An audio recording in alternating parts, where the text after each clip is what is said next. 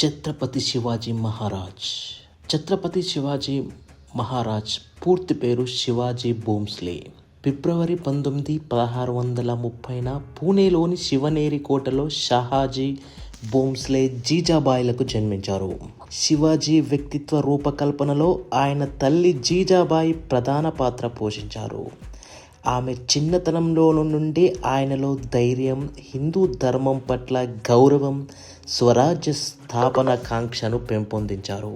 జీజాబాయి మరియు దాదాజీ కొండదేవ్ చూసుకున్నారు.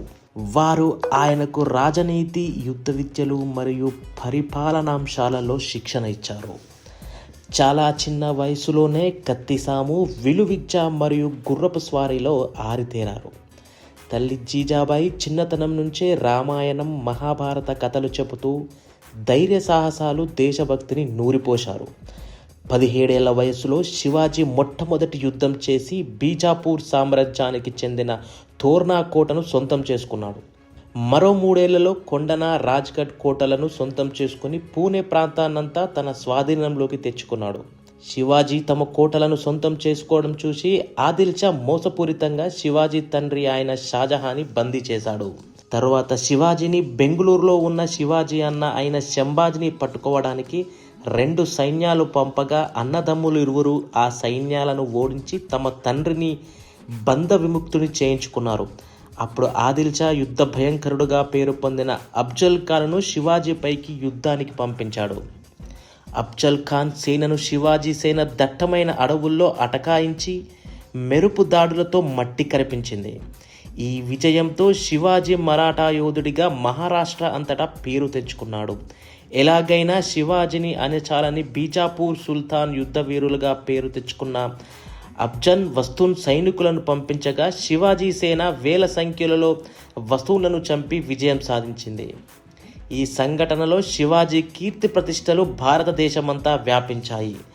ఎందరో హిందూ రాజులకు శివాజీ ఆదర్శంగా నిలిచాడు. మొఘల్ చక్రవర్తి ఔరంగజేబ్ తన సేనాధిపతి అఫ్జల్ ఖాన్ ను శివాజీని అంతం చేయడానికి భారీ సైన్యంతో పంపాడు. అఫ్జల్ ఖాన్ కపట నాటకం ఆడి శివాజీని ప్రతాప్గఢ్ కోట వద్దకు చర్చలకు పిలిచాడు. ఇద్దరు నిరాయుధులుగా కలుసుకోవాలని ఒప్పందం జరిగింది.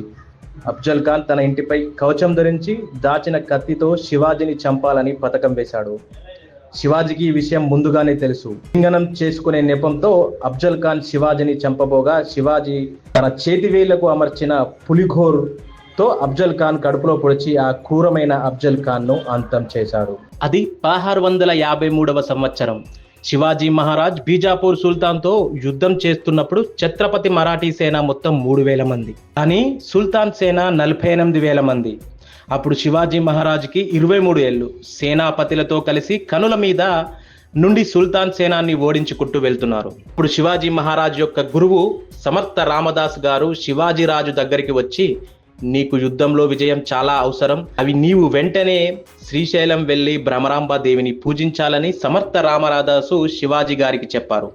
అప్పుడు శివాజీ శ్రీశైలంకు వెళ్ళి భ్రమరాంబిక అమ్మవారిని పూజించి ధ్యానం చేసి పూజలు చేయడం మొదలుపెట్టాడు. ఆ సమయంలో అందరూ శివాజీ ఏంటి, ధ్యానం చేయడం ఏంటి, పూజలు చేయడం ఏంటి అని ఆశ్చర్యపోయారు. కొన్ని రోజులకు సాక్షాత్తు ఆ భ్రమరాంబిక అమ్మవారు ప్రత్యక్షమై శివాజీకి అద్భుతమైన ఖడ్గాన్ని ప్రసాదించారు.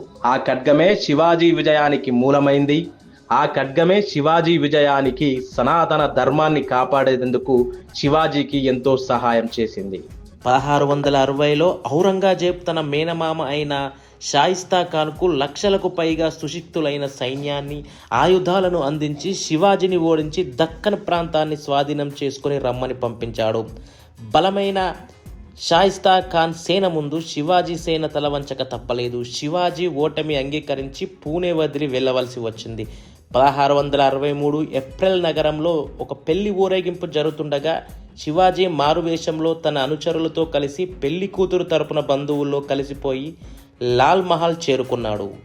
ఆ భవనం స్వయానా తన పర్యవేక్షణలో నిర్మించబడింది కాబట్టి సులువుగా లోపలికి చేరుకొని షాయిస్తా ఖాన్ గదిలోకి చేరుకున్నాడు.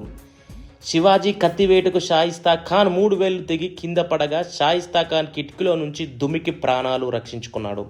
శివాజీ మహారాజ్ సైన్యాధిపతి అబ్జీ సోందేవ్ కళ్యాణ్ నగరాన్ని జయించినప్పుడు అక్కడ ఉన్న ముస్లిం సుబేదారు కోడలని బందీగా పట్టుకొని శివాజీ మహారాజుకు వద్దకు తీసుకువచ్చారు.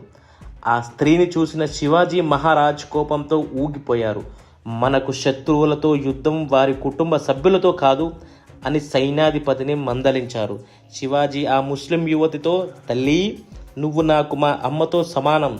శివాజీ తన సైన్యాధిపతి చేత ఆమెకు క్షమాపణలు చెప్పించి పట్టు వస్త్రాలు, ఆభరణాలు బహుమతిగా ఇచ్చి పూర్తి రక్షణతో ఆమె ఇంటికి పంపించారు. శివాజీ తన సైనికులను, శత్రువుల మహిళను కూడా తల్లిగా, సోదరిగా గౌరవించాలి అనే గొప్ప నీతిని ఆ శివాజీ మహారాజ్ బోధించారు.